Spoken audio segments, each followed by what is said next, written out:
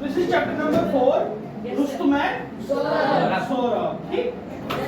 Rustum and Sohrab is a tragic story from Persia. Rustum is a Persian hero and one of the favorite of King Kailash. So my dear students, let me tell you one thing. This is a tragic story about a father and a son. A father and a son. Father name is Rustum and Sohrab is the son of Rustum. Sohrab is the son of Rustum. देखो भाई, रुस्तुम जो था एक brave मतलब बहुत hero था, मतलब बहादुर दिल का मालिक था और ये किंग काइकूस का फेवरेट भी था। क्या था? किंग काइकूस को फेवरेट था। अब आप बोलोगे किंग काइकूस कौन था? King Kaikaus was the king of Persia. अब आप बोलोगे ये पर्शिया कौन सी कंट्री है ना? मैं आपको बता दूं, आजकल का जो ईरान है, कौन सी कंट्री? ईरान कंट्री जो है उसको पर्शिया ही कहते हैं। क्या बोलते हैं? पर्शिया कहते हैं। ठीक? पढ़े हम इसके बारे में? Long ago there lived in Persia. Now Iran is a great soldier called Rustum. कहते हैं long ago, बहुत पहले की बात है। Lived in Persia, पर्शिया के अंदर जो आजकल ईरान कहलाया जाता है, वहां पर एक बहुत ही मशहूर सोल्जर यानी कि एक बहुत बड़ा बहादुर सिपाही, जिसका नाम था रुस्तुम रहता था। He was so brave and fearless. वो जो है बहुत बहादुर था और fearless leader.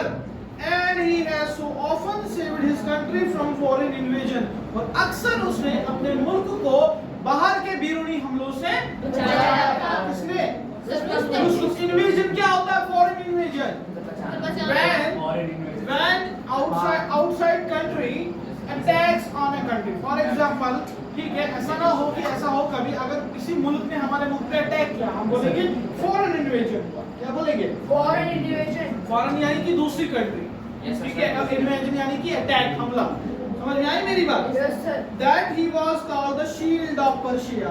कहते हैं इतनी बार उसने ईरान को बचाया कि उसको शील्ड ऑफ ईरान कहा जाने लगा, शील्ड ऑफ पर्शिया कहा जाने लगा। किसको? रुस्तुम को।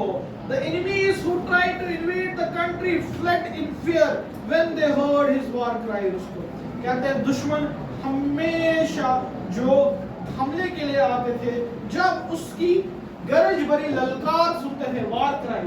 आपने देखा होगा यूजुअली जो पहली जो जमाने की जो लड़ाइयाँ होती थी, उस समय जो लड़ने वाले होते थे वो जोर से वार क्राई लगाते थे। वार क्राई का मतलब क्या था? नारा लगाना जोर, ठीक है। हाथ में तलवार लेकर के जोर का नारा लगा देना, ठीक है। अपने आप को डिफेंड करने के लिए किससे? एनिमीज से। एनिमीज किसको बोलते हैं? दुश्मन को। तो दुश्मन जो है इसके नाम से थर थर कांपते थे जब ये क्या बोलते हैं कि वार क्राई लगाता था। कौन? Rustam. Persia is safe as long as Rustum leads our soldier.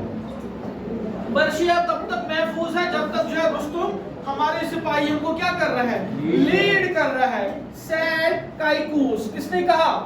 काइकूस ने। अब काइकूस कौन है? काइकूस पर्शिया का किंग है। Very good. The king of Persia, no enemy dare threaten us. कोई भी हमारा दुश्मन हमें बिल्कुल भी धमका नहीं सकता। थ्रेटन का मतलब क्या हुआ? धमका सकता है। क्यों नहीं धमका सकता? If anybody does, he shall suffer a crushing defeat. अगर किसी इंसान ने इस तरह की गुस्ताखी की, ईरान को कोई धमकी दी, तो उसको बहुत बुरी तरीके से शिकस्त होगी, यानी कि वो हार जाएगा। क्या हो जाएगा? हार जाएगा। crushing defeat. Unless Rustam is killed. हालांकि रुस्तुम अभी जिंदा है, जब तक रुस्तुम जिंदा है तब तक ईरान को कोई हरा नहीं सकता। अगर रुस्तुम मारा गया तब हो सकता है ईरान के ऊपर खतरा मंडराए। Our enemies can never hope to see victory. हमारी आर्मी जो मतलब जो है हमारे एनिमीज है, वो बिल्कुल इस बात की उम्मीद नहीं कर सकते कि वो हमसे जीत सकते जब तक हमारे पास रुस्तुम है। The enemies of Persia use it to see. कौन? Enemies of Persia. जो पर्शिया के दुश्मन जो थे वो ये कहते थे हमारी आर्मी तब तक जीत की उम्मीद नहीं कर सकती जब तक आज उनके सामने रुस्तुम खड़ा है। कौन खड़ा है? रुस्तुम कहाँ का? मतलब सोल्जर था, ईरान का। वो किसको लीड करता था? ईरान की आर्मी को लीड करता था। और वहाँ के बादशाह जो है उससे बहुत खुश थे, उसका फेवरेट था वहाँ के बादशाह का, क्योंकि उनको पता था ये शील्ड ऑफ क्या है, पर्शिया है, शील्ड ऑफ पर्शिया। इसने कई बार इन्वेजन से बचाया था किसको, ईरान को। Once in the course of his travel, कहते हैं एक बार जब वो सफर कर रहा था, Rustum met a Tatar princess called Tanme, they fell in love with each other and married. कहते हैं रुस्तुम एक बार सफर कर रहा था और एक ततार प्रिंसेस, शहजादी, ततार प्रिंसेस, ततार एक कौम है, एक नस्ल का नाम है। ततार किसको कहते हैं, एक कौम को, एक मतलब एक नस्ल का नाम है। जिस तरह चाइनीज हम कहते हैं ना, इंडियन हम कहते हैं, तो हम जो है हिंदुस्तानी है, हमारी नस्ल हिंदुस्तानी है, ठीक है। उसी तरीके से ततार जो है वो मंगोलियन एक नस्ल है। कौन सी है, मंगोलियन नस्ल है। आई बात समझ में, एक अलग ही मतलब एक नस्ल है, ठीक है। और वहाँ की उस ततार प्रिंसेस से मिला कौन, रुस्तुम। उसको देखकर रुस्तुम को उससे मोहब्बत हो गई और उसका नाम क्या था प्रिंसेस का, they fell in love with each other, वो आपस में उनको मोहब्बत हो गई and married, और दोनों आपस में शादी भी कर ली। However, Rustam was not able to live with his wife for a long time। हालांकि ये भी कहा गया कि रुस्तुम ज्यादा देर तक अपनी बीवी के पास नहीं रह पाया। The king of Persia soon sent for him because he did not feel safe unless Rustum was in his kingdom to protect and defend। क्यों? क्योंकि रुस्तुम को बुला लिया गया, किसके जरिए, पर्शिया ने उसको बुला लिया, क्योंकि और बगैर रुस्तुम के किंग ऑफ पर्शिया खुद को सेफ महसूस नहीं कर पा रहा था, ठीक है। उसके बाद वो Rustum was in his kingdom to protect and defend it, so Rustum had to go away from his wife, who was then in the family way. It was with great sorrow that he parted from her because it might be many years before। कहते हैं कि भाई अब जब उसको बुला लिया गया, किसको, रुस्तुम को, किसने बुलाया, किंग ऑफ पर्शिया, काइकूस ने बुलाया। किसने बुलाया, काइकूस ने बुलाया। आई बात समझ में, जब काइकूस ने बुलाया तो अब क्या होगा, अब रुस्तुम को अपनी नई नवेली दुल्हन यानी कि ततार प्रिंसेस को तनमे को छोड़कर जाना पड़ेगा। Is that clear? Yes sir. Getting my point? Yes sir. अच्छा, उसके बाद उसको उससे जो है अलग होना ही पड़ेगा। क्यों? क्योंकि उसको पर्शियन किंगडम को क्या करना है, प्रोटेक्ट करना है। क्या करना है, प्रोटेक्ट करना है। Because it might be many years before he saw her again। फिर अब वो जो है उसको बहुत देर के बाद देख सकता था। At the parting he gave her a precious stone and said, when you become a mother, tie this stone on the child's arm and keep our marriages secret।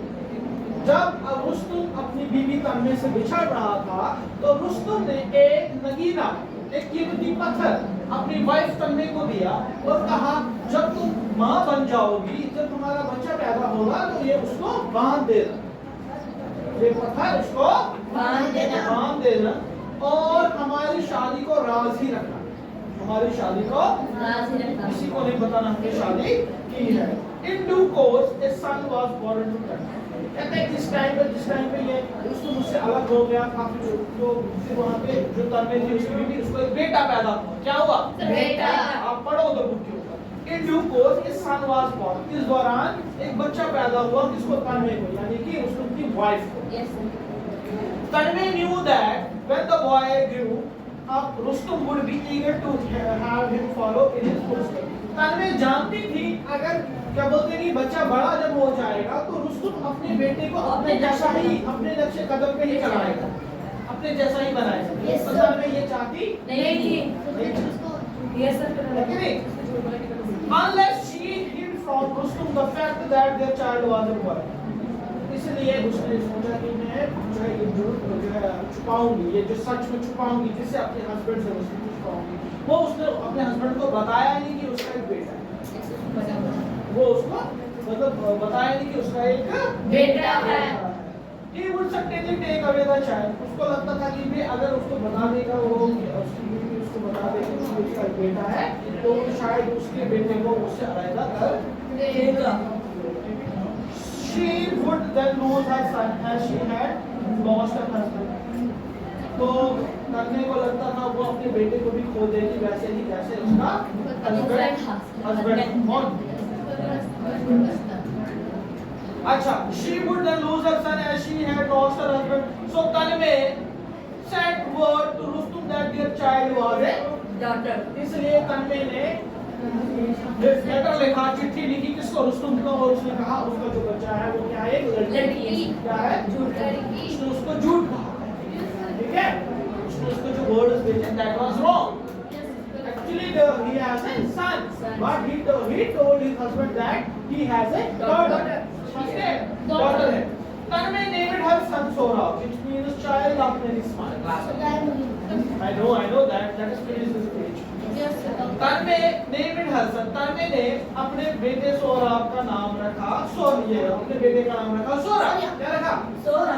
जिसका मतलब था सोराब. सोराब. सोराब नहीं, Sorab. Which means child of many smiles. जिसका मतलब क्या है? Child of Many smiles. मतलब बच्चा जिसको बहुत सारी क्या है? Smiles. Sorab grew up to into a brave and handsome boy. Sorab बड़ा हो गया और वो बहादुर और खूबसूरत नौजवान बना. क्या बना? बहादुर और खूबसूरत नौजवान बना. He learned to use the sword and shield. उसने सीखा किस तरीके से वो लोग तलवार चलाते हैं और shield. Shield समझते क्या होता है? एक हाथ में नहीं प्रोटेक्शन रखते हैं. Yes, sir. तलवार के बचने को उसको shield कहते हैं. इस तरह he learned to use the sword and shield and became skilled in the art of war. और क्या बन गए वो? Skilled बन गए. Skilled यानी कि वो हुनरमंद बन गया. उसका बेटा सोराब जो है अब क्या कर सकता था? तलवार भी चला सकता था, वो भी. So far miles around there was no one who could compete with him in fields of swordmanship. कहते हैं मीलों दूर तक कोई भी ऐसा आदमी नहीं था जो सोराब को उसकी स्किल में, उसके हुनर में, तलवारबाजी के हुनर में हरा सकता था. बस यही था. Yes, sir. बहुत है.